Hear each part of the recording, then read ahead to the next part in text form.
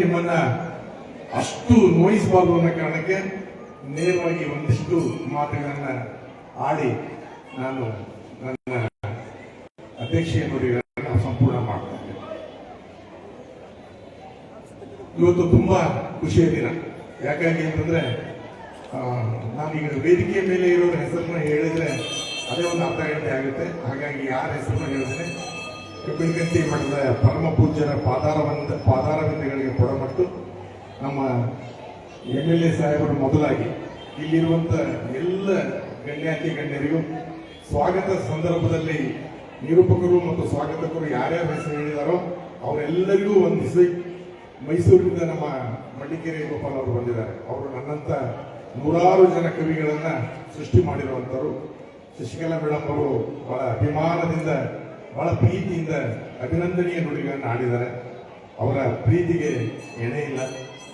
ಆ ಇಬ್ಬರನ್ನೂ ಕೂಡ ಅಲ್ಲಿಂದ ಇಲ್ಲಿಗೆ ಬಂದು ಹರಿಸಿ ಹಾರೈಸಿದ್ದಕ್ಕಾಗಿ ನೆನ್ಕೊಂಡು ಸಾವಿರದ ಸ್ಮರಣೆಗಳನ್ನ ಹುನ್ಮಂದಿರದಲ್ಲಿ ಸ್ಥಾಪಿಸಿಕೊಂಡು ಇಲ್ಲಿರುವಂತ ಎಲ್ಲರಿಗೆ, ಇಲ್ಲಿ ಉಪಸ್ಥಿತಿರುವಂತ ಪತ್ರಕರ್ತರ ಮೊದಲಾಗಿ ಎಲ್ಲ ನನ್ನ ಆತ್ಮ ಬಂಧುಗಳಿಗೂ ನನ್ನ ನಮಸ್ಕಾರಗಳನ್ನ ತಿಳಿಸಿ, ನೀವೆಲ್ಲ ನಿಮ್ಮ ಪ್ರೀತಿಯ ಪೀನ ಮಸೂರದಲ್ಲಿ ನನ್ನನ್ನು ನೋಡಿದವರು.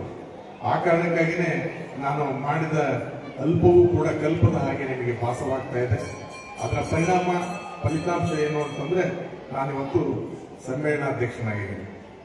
ಇದು ಬಹಳ ಸಂತೋಷದ ವಿಚಾರ. ನನಗೆ ಇದುವರೆಗೂ ತುಂಬಾ ಕಷ್ಟ ಆದಾಗ ಮಾತಾಡೋದು ಕಷ್ಟ ಆಗ್ತಾ ಇತ್ತು. ಈಗ ತುಂಬಾ ಸಂತೋಷ ಆದಾಗಲೂ ಕೂಡ ಮಾತಾಡೋದು ಕಷ್ಟ ಅಂತ ಗೊತ್ತಾಗ್ತಾ ಇದೆ. ಯಾಕಾಗಿ ಅಂದ್ರೆ ತುಂಬಾ ಆನಂದ ಆದಾಗಲೂ ಕೂಡ ಬಹಳ ಭಾವುಕನಾಗುವಂತ ಸಾಧ್ಯತೆ ಇರೋದ್ರಿಂದ ಆ ತೀವ್ರತೆಯಿಂದಾಗಿ ನಾನು ತೊದಲಬಹುದಾದ ತಪ್ಪು ಮಾಡಬಹುದಾದಂತಹ ಸಾಧ್ಯತೆಗಳು ಇದಾವೆ ಅನ್ನೋದು ಅದನ್ನ ತಹಬಂದಿಗೆ ತಂದ್ಕೊಳ್ತಾನೆ ಒಂದಿಷ್ಟು ಮಾತುಗಳನ್ನ ನಾನು ಕನ್ನಡದ ಪರವಾಗಿ ಆಡಿ, ಮುಖ್ಯವಾಗಿ ಇಲ್ಲಿ ಬಸವರಾಜ ಮೆಣಸಿನಕಾಯಿ ಅವರಿದ್ದಾರೆ, ಅದ್ಭುತ ಸಾಧಕರು. ನಾವು ನಮ್ಮ MLA ಸಾಹೇಬರು ಹೇಳ್ತಾ ಇದ್ರು, ನಾನು MLA ಸಾಹೇಬರಿಗೆ ಬರುವಾಗ ಹೇಳಿದೆ, ಅವ್ರು ನನ್ನ ಕೈ ಹಿಡ್ಕೊಂಡು ಆ ಸಾರೋಟದಿಂದ ಕರ್ಕೊಂಡ್ ಬರ್ತಾ ಇದ್ರು, ಬನ್ನಿ ಹೋಗೋಣ ವೇದಿಕೆಗೆ ಅಂತ. ಸೈನಿಕನ ಮದುವೆಗೆ ರಾಜ ಬಂದ ಹಾಗಿದೆ, ರಾಜನೇ ಕೈ ಹಿಡಿದು ಕರೆದುಕೊಳ್ಳುವ ಹಾಗಿದೆ ಅಂತ ಹೇಳಿದೆ ನಾನು. ಅವ್ರು ಎಷ್ಟು ವಿನಯದಿಂದ ಹೇಳಿದ್ರು ಆ ಮಾತಿಗೆ ಪ್ರತ್ಯುತ್ತರನ ಅಂತಂದ್ರೆ, ಇಲ್ಲ ಜಯಣ್ಣ, ಸೇವಕ ಒಬ್ಬ ಬಂದಿದ್ದೀನಿ, ನಾನು ಕನ್ನಡದ ಸೇವಕ, ನುಡಿ ಸೇವಕ ಅಂತ ಹೇಳಿದ್ರು. ಸಂಸಾರದಲ್ಲೂ ಒಬ್ಬ ಸಂತನಿರಬಹುದು, ರಾಜಕಾರಣದಲ್ಲೂ ಒಬ್ಬ ಸಂತನಿರಬಹುದು ಅನ್ನೋದಕ್ಕೆ ನಮ್ಮ ಮುಂದೆ ಜೀವಂತ ನಿದರ್ಶನ ನಮ್ಮ UV ಬಣಕರ್ ಸರ್ ಅವರು. ಅದರ ಬಗ್ಗೆ ನಾನು ನಿಮಗೆ ಹೆಚ್ಚು ಹೇಳಬೇಕಾಗಿಲ್ಲ. ಅಂಥವರ ಉಪಸ್ಥಿತಿಯಲ್ಲಿ, ಪರಮ ಪೂಜ್ಯರ ಘನ ಉಪಸ್ಥಿತಿಯಲ್ಲಿ ಅಥವಾ ದಿವ್ಯ ಸಾನ್ನಿಧ್ಯದಲ್ಲಿ ಮಾತಾಡೋದು ತುಂಬಾ ಕಷ್ಟ.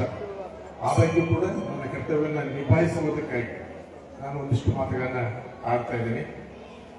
ನಾನು ಈಗ ಏನು ಹೇಳಕೊಂಡಿದ್ದೆ, ಬಸವರಾಜ ಮೆಣಸಿನಕಾಯಿ. ಅವತ್ತಿನ ಬಸವರಾಜ ನಾಡನ್ನ ಉದ್ಧರಿಸಿದ, ಇವತ್ತಿನ ಈ ಬಸವರಾಜ ಕಾಡನ್ನ ಉದ್ಧರಿಸುವ ಮೂಲಕ ನಾಡಿಗೆ ಉಪಕರಿಸಿದ. ನಮ್ಮ ಈ ಹಳ್ಳೂರಿನ ಬಸವರಾಜ ಇದ್ದಾರಲ್ಲ, ಇವರು ಈ ಕಾಡನ್ನ ಹೇಗೆ ಬೆಳೆಸಿದ್ದಾರೆ ಅಂತಂದ್ರೆ ಇಡೀ ನಾಡು ಉಪಕೃತವಾಗುವ ಹಾಗೆ. ವೃಕ್ಷಪಿತ ಅಂತ ಅವರನ್ನ ನಾವು ಕರೀಬಹುದೇನೋ, ವೃಕ್ಷ ಮಾತೆ ಅಂತಂದು ನಾವು ಯಾರು ಕರಿತೀವಿ ಅಂತ ನಿಮಗೆ ಗೊತ್ತಿದೆ. ಎಲ್ಲ ಇಲ್ಲಗಳ ನಡುವೆಯೇ ಆಕೆ ಏನೆಲ್ಲ ವಾದಗಳು. ಈಗ ಈ ನಾಡಿಗೆ ಮತ್ತು ನುಡಿಗೆ ಸಾಕಷ್ಟು ಸೇವೆಯನ್ನು ಸಲ್ಲಿಸಿದಂತ ಮೆಣಸಿನಕಾಯಿ ಅವರು ನಮ್ಮ ಮುಂದೆ ಜೀವಂತ ದರ್ಶನ ಆಗಿದ್ದಾರೆ. 22,000 ಮರಗಳನ್ನ ಬೆಳೆಸಿದ್ದಾರೆ ಆ ಮಹಾನುಭಾವರು ಅಂತಂದ್ರೆ ಅದೆಂತ ದೊಡ್ಡ ಸಾಧನೆ ಅಂತ ವಿಚಾರ ಮಾಡಿ. 900 ಎಕರೆ ಅರಣ್ಯದಲ್ಲಿ, ಸಂರಕ್ಷಿತ ಅರಣ್ಯದಲ್ಲಿ ಅತ್ಯಂತ ಉತ್ಕೃಷ್ಟ ಜಾತಿಯ ಮಾವಿನ ಮರ ಮತ್ತು ಹುಣಸೆ ಮರಗಳನ್ನ ಬೆಳೆದು ದೇವಸ್ಥಾನದ ಅವರೇ ಅಧ್ಯಕ್ಷರಾಗಿರುವಂತಹ ಟ್ರಸ್ಟ್ಗೆ ವರ್ಷಕ್ಕೆ 10 ಲಕ್ಷ ಲಾಭ ಬರುವ ಹಾಗೆ ಮಾಡಿದ್ದಾರೆ ಅಂತಂದ್ರೆ ಅವರ ಪರಿಶ್ರಮ ಎಷ್ಟು, ಅವರ ತ್ಯಾಗ ಎಷ್ಟು ದೊಡ್ಡದು ಅಂತಂದು ನಾವು ನೀವು ಯೋಚನೆ ಮಾಡಬೇಕಾಗುತ್ತೆ.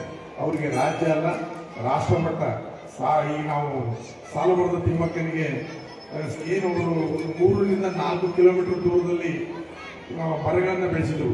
ಮರಗಳ ತಮ್ಮ ಮಕ್ಕಳು ಅಂತಂದು ಪರಿಭಾವಿಸಿ ಅವರು ಬಂಜೆತನವನ್ನ ಆ ಮರಗಳೆಂಬ ಮಕ್ಕಳ ನೆರಳಿನಲ್ಲಿ ಅವುಗಳಲ್ಲಿ ಹಾಡುವ ಹಕ್ಕಿ ಪಿಕ್ಕಿಗಳ ಜೋಗುಳಗಳಲ್ಲಿ ತಮ್ಮ ಮಕ್ಕಳ ತೊಟ್ಟಿಲ ಜೋಗುಳ ಕೇಳಿಸ್ತಾ ಇದೆ, ಆ ಫೀಲ್ ಮಾಡ್ತಾ ಇದ್ದೀನಿ ನಾನು, ಇವೇ ನನ್ನ ಮಕ್ಕಳು ಅಂತ ಹೇಳಿದ್ರು ವೃಕ್ಷ ಮಾತೆ.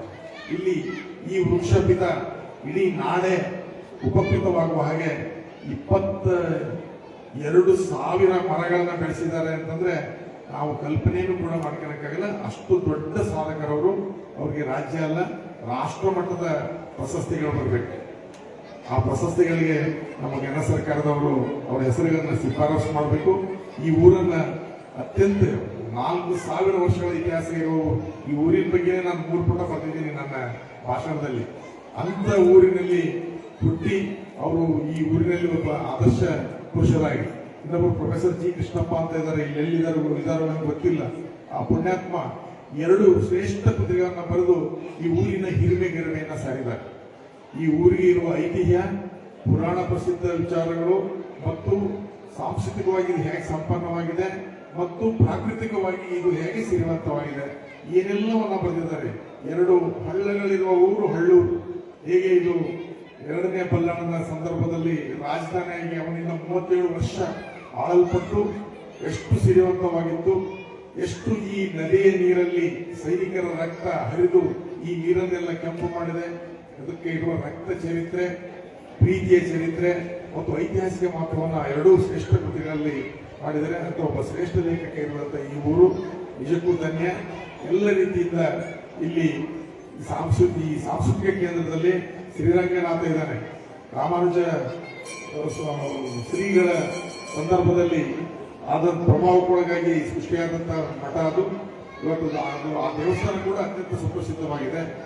ಅದರ ನೆರಳಲ್ಲೇ ನೀವು ಒಂದು ಈ ಧಾರ್ಮಿಕವಾದ ಆಚಾರ ವಿಚಾರಗಳನ್ನ ನಿತ್ಯ ನಿರಂತರ ಕೇಳ್ತಾ ಮತ್ತು ಇವತ್ತು ನಾವು ಕೂಡ ಆ ದೇವಸ್ಥಾನದ ಹಿರಿಮೆಗಿರಿಮೆಯನ್ನ ಅವ್ರ ಬಾಯಲ್ಲೇ ಕೇಳಿದ್ವಿ. ನಾವು ಮೆಣಸಿನಕಾಯಿ ಅವರ ಬಾಯಲ್ಲಿ ಕೇಳಿದೆ. ನಿಜಕ್ಕೂ ನಿಜಮೂಡನಾದೆ. ಅಂತ ರಂಗನಾಥ ಸ್ವಾಮಿ ದೇವಸ್ಥಾನ ಕೂಡ ಇದೆ. ನನಗೆ ಒತ್ತಡ ಇರೋದ್ರಿಂದ ಸ್ವಲ್ಪ ಆ ಕಡೆ ಈ ಕಡೆ ಮಾತುಗಳು ಆಗ್ತಾ ಇದಾವೆ ನನಗೆ. ಅಂತ ಊರನ್ನ ಒಂದು ನಮ್ಮ ಮದಗೆ ಮಾಸೂರು ಕೆರೆಯ ಜೊತೆಗೆ ಅಲ್ಲಿ ಸರ್ವಜ್ಞನ ಊರಾದ ಮಾಸೂರು ಏನೆಲ್ಲ ಅಭಿವೃದ್ಧಿ ಆಗಬೇಕಿತ್ತು ಅದು ಅಭಿವೃದ್ಧಿ ಆಗಿಲ್ಲ. ಅದನ್ನ ಅಂದ್ರೆ ಮದಗವನ್ನ ಮತ್ತು ಈ ಊರನ್ನ 2 ಪ್ರವಾಸಿ ತಾಣಗಳನ್ನ ಮಾಡಬೇಕು ಅಂತ ನಾನು